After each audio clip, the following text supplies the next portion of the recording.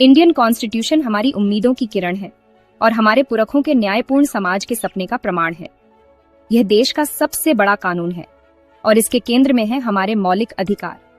ये अधिकार सिर्फ सुविधाएं नहीं है, ये हमसे कोई छीन नहीं सकता। ये हमारे लोकतंत्र की नींव है।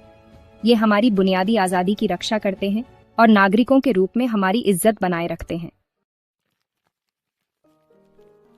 इंडियन कॉन्स्टिट्यूशन का आर्टिकल 20 हमारे आपराधिक न्याय प्रणाली की आधारशिला है।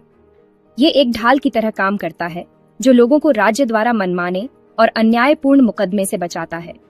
कानून के राज वाले लोकतंत्र में यह जरूरी है कि आरोपियों के साथ उचित व्यवहार किया जाए और कानूनी प्रक्रिया के दौरान उनके बुनियादी अधिकारों का सम्मान किया जाए। यह आर्टिकल यह सुनिश्चित करता है कि राज्य की शक्ति का इस्तेमाल लोगों को गलत तरीके से सताने के लिए न किया जाए। यह इस सिद्धांत को कायम रखता है कि हर कोई अदालत में दोषी साबित होने तक निर्दोष है। आर्टिकल 20 द्वारा प्रदान की गई सुरक्षा कानून व्यवस्था बनाए रखने में राज्य के हितों और व्यक्तियों के मौलिक अधिकारों की रक्षा के बीच संतुलन बनाए रखने के लिए जरूरी है। यह एक न्यायपूर्ण और समान समाज के प्रति हमारी प्रतिबद्धता का प्रमाण है, जहां कानून के सामने सभी समान हैं।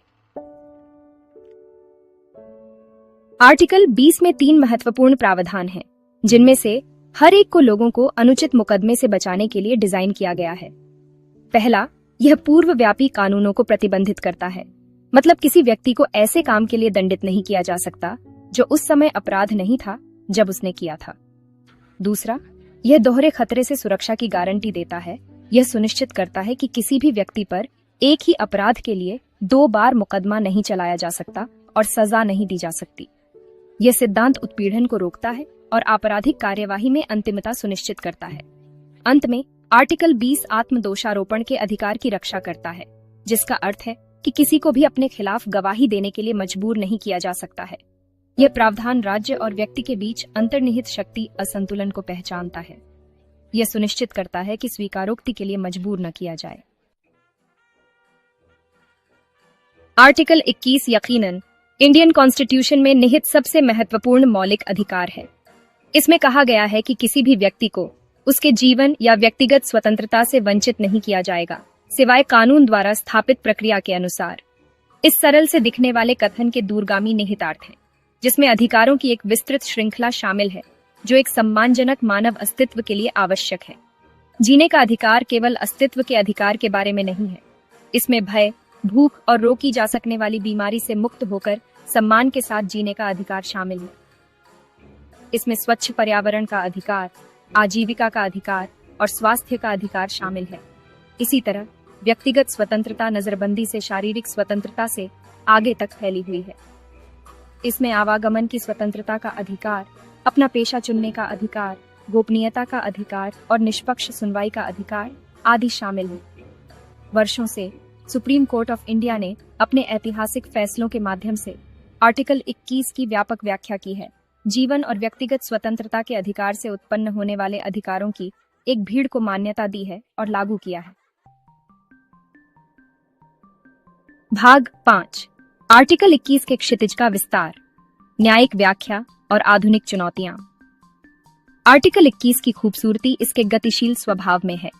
यह अपने शब्दों के शाब्दिक अर्थ तक सीमित नहीं है, बल्कि न्यायपालिका द्वारा विभिन्न अनगिनत अधिकारों को शामिल करने के लिए व्यापक रूप से व्याख्या की गई है, जो एक सार्थक जीवन के लिए आवश्यक है।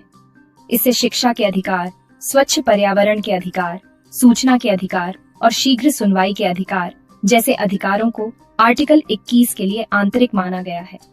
उदाहरण के लिए 1968 में मेनका गांधी मामले में ऐतिहासिक फैसले ने आर्टिकल 21 के दायरे का काफी विस्तार किया।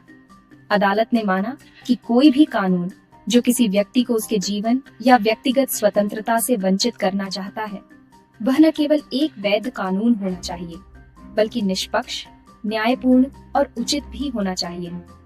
हालांकि इन प्रगति के बावजूद आर्टिकल 21 को समकालीन भारत में कई चुनौतियों का सामना करना पड़ता है। हिरासत में मौत, न्यायेतर हत्याएं और विचाराधीन कैदियों की दुर्दशा जैसे मुद्दे इस मौलिक अधिकार की रक्षा की तत्काल आवश्यकता को उजागर करते हैं। प्रौद्योगिकी का उदय और गोपनीयता पर इसका प्रभाव भी नई चुनौतियां पैदा करता है, जिनका समाधान करने की आवश्यकता है। भाग 6 आर्टिकल 21A शिक्षा, हर बच्चे का मौलिक अधिकार।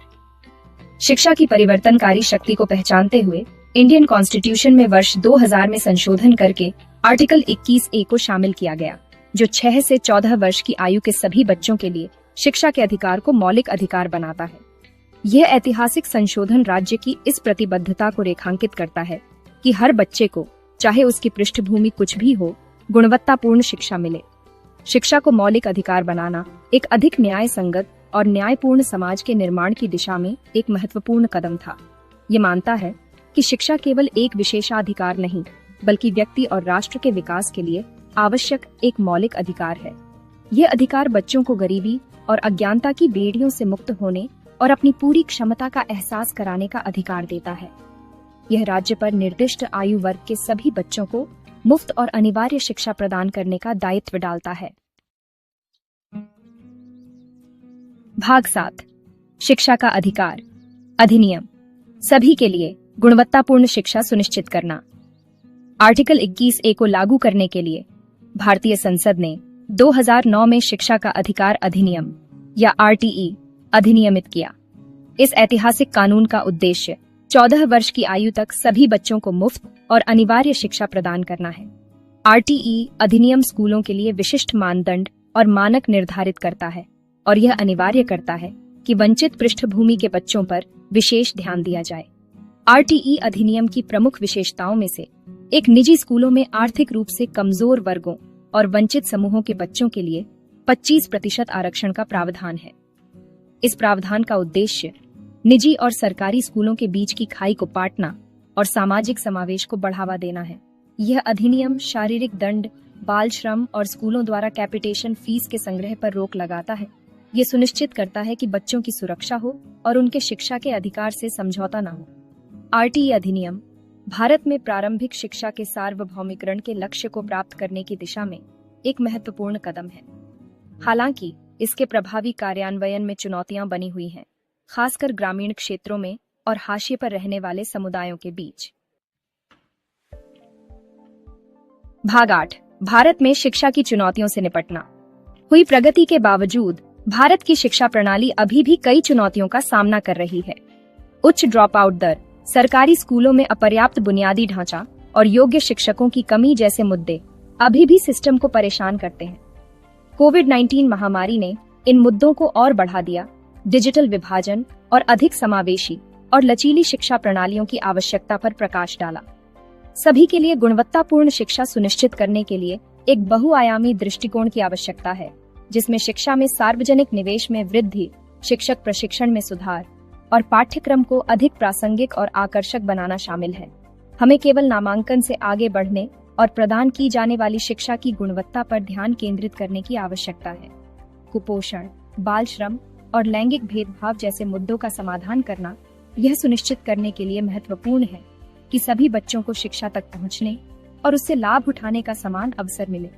सभी के लिए गुणवत्तापूर्ण शिक्षा के लक्ष्य को प्राप्त करने की यात्रा लंबी और कठिन है। इसके लिए सरकार, नागरिक समाज और व्यक्तियों के निरंतर प्रयासों की आवश्यकता है, ताकि एक ऐसा पारिस्थितिकी तंत्र बनाया जा सके जहां हर बच्चा सीख सके और विकास कर सके। भाग 9 स्थायी विरासत, मौलिक अधिकारों के महत्व पर चिंतन। आर्टिकल 20, 21 और 21A में निहित मौलिक अधिकार केवल कानूनी प्रावधान नहीं है, वे स्तंभ हैं जिन पर एक न्यायपूर्ण और न्यायसंगत समाज का निर्माण होता है। वे हमारी बुनियादी आजादियों की रक्षा करते हैं, हमारी गरिमा सुनिश्चित करते हैं और हमें राज्य को जवाबदेह ठहराने का अधिकार देते हैं।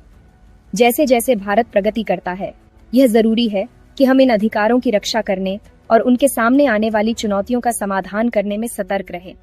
यह सुनिश्चित करने के लिए निरंतर न्यायिक और विधायी सुधारों की आवश्यकता है कि वे हमारे समाज की विकसित हो रही जरूरतों को पूरा करने में प्रासंगिक और प्रभावी बने रहें।